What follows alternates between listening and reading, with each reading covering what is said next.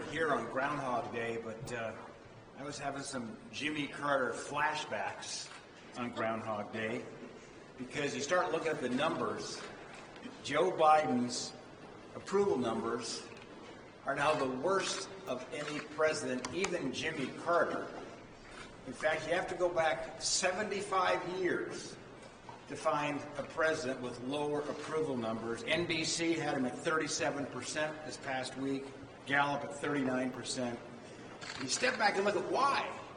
Why have the American people weighed in on this presidency in a very significant way, giving him the lowest marks of any president at this time, his administration, in 75 years? Look, President Biden inherited a secure border. The numbers, as was pointed out earlier, were in pretty good shape.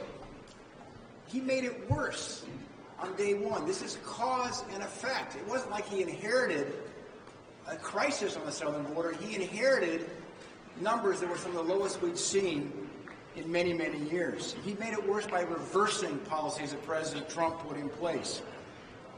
Streaming illegals coming across, of course, the terror threat to our country. We've talked about it here almost every week. He inherited record job growth, record job increases, record wage increases. He made it worse working with Senate Democrats, unleashing a massive $1.9 trillion stimulus bill in early 23 at a time when we knew darn well this was going to create problems with this economy.